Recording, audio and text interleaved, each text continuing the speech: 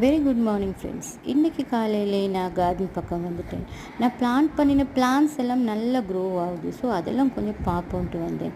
முந்தியெல்லாம் நாங்கள் யங் ஏஜ்லலாம் எப்போவுமே நாங்கள் கார்டனிங், பிளான்டிங் இந்த மாதிரி நிறைய விஷயங்கள் செய்வோம். அப்போல்லாம் மொபைல் ஃபோன் இருக்கல்லப்பா எங்களுக்கு திருவி திருவி ஈக்கிறதுக்கு.